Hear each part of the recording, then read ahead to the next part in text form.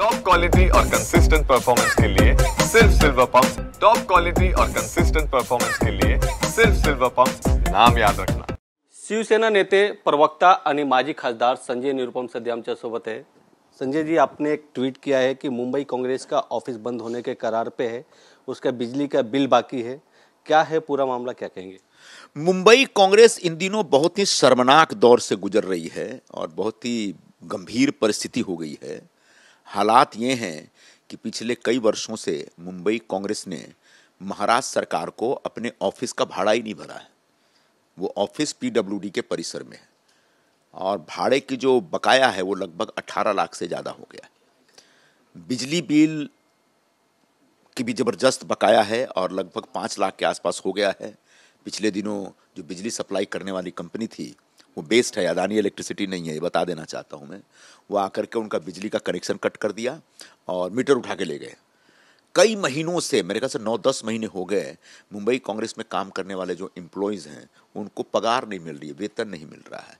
यह सब दिल्ली से मुंबई तक जो मुंबई कांग्रेस के निकम्मे और अकर्मण्य किस्म के जो नेता हैं उनके कामकाज की वजह से हो रहा है। मुंबई कांग्रेस पूरी तरह से बंद होने की स्थिति में है। ऐसा लग रहा है कि दफ्तर पर आने वाले दिनों में ताला लग जाएगा। मैं उनको बताना चाहूँगा कि 4 वर्षों तक मैं भी मुंबई कांग्रेस का अध्यक्ष था और पूरी पार्टी को ज़बरदस्त तरीके से चलाता था।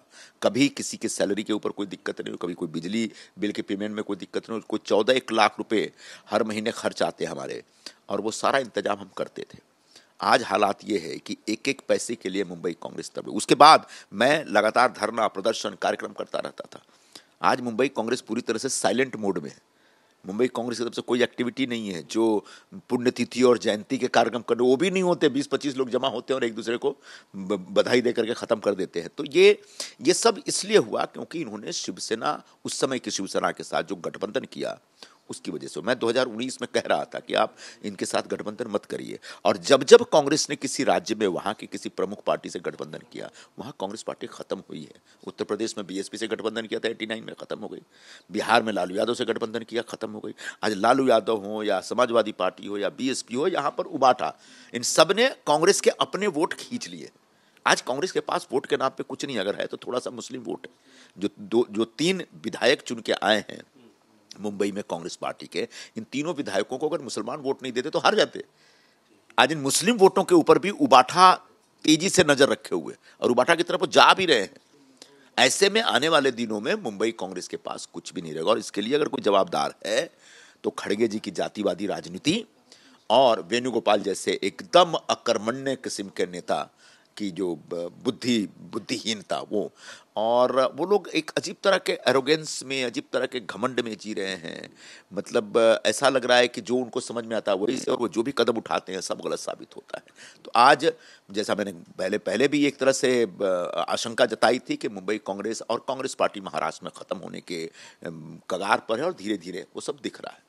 कल राहुल गांधी मुंबई दौरे पे आए थे एक दिन के लिए, लेकिन बहुत सारे ऐसे सीनियर नेता है कांग्रेस की जो थोड़ी दूरी थे। क्या कारण हो सकता है? उनको भगा दिया गया था।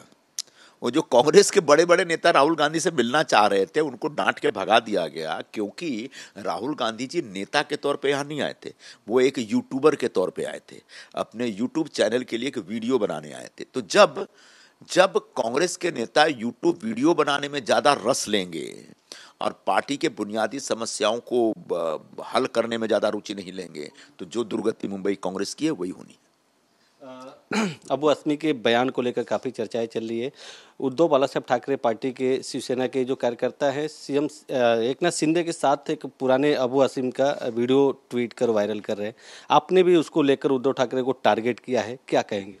देखिए, सबसे पहले तो ये उबाठा एक्सेप्ट करे कि अबू आसिम आजमी महाविकास आघाड़ी के पार्ट हैं।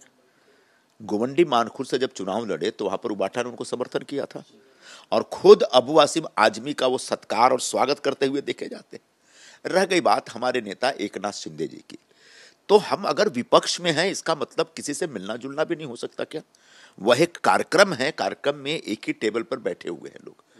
तो राजनीतिक प्रतिद्वंदिता का मतलब राजनीतिक विद्वेष या दुश्मनी नहीं होता। लेकिन इसका मतलब ये भी नहीं कि अगर हमारा विरोधी विचारधारा का कोई व्यक्ति अगर कोई गलत बयान देगा या गलत स्टैंड लेगा तो हमने टेबल पे उसका चाय पी है इसलिए हम चुप हो जाएंगे, ऐसा नहीं हो सकता। चाय पीना एक सदाचार है, एक सद्भाव है, एक एटिकेट है, और विरोध करना अपने पक्ष की विचारधारा के साथ एक लगाव है। छत्रपति संभाजी महाराज के मान सम्मान को और उनकी पूरी जिंदगी को तबाह करने वाले औरंगजेब की जय जयकार अगर कोई करेगा तो उसको शिवसेना बख्शेगी नहीं, और वह शिंदे साहब ने दिखाया। लेकिन आदित्य ठाकरे तो कह रहे हैं कि अबू असीम आजमी बीजेपी की बी टीम है। ये सब कह के आदित्य ठाकरे हो या पूरा उबाठा हो, ये सब कह के कुछ नहीं, अबू असीम आजमी का जो औरंगजेब पर दिया हुआ बयान है ना, उसका समर्थन कर रहे हैं।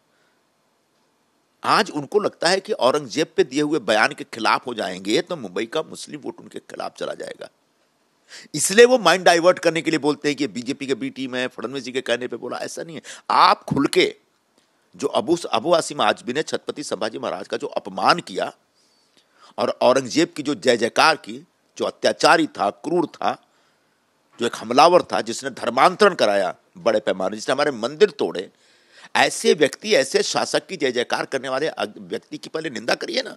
वो निंदा नहीं कर पा रहे, क्योंकि वो निंदा करेंगे तो उनका मुसलमान वोट डिस्टर्ब हो जाएगा, बिगड़ जाएगा, नाराज हो जाएगा उनसे, इसलिए सब बहानेबाजी ढूंढ रहे हैं।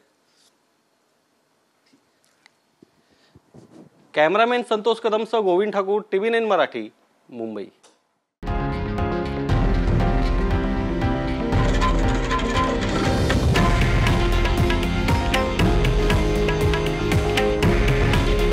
हे आहे देशातील नंबर 1 न्यूज नेटवर्क आणि आपण पाहत आहात TV9 मराठी। काळजी तुमची, हित महाराष्ट्राचं।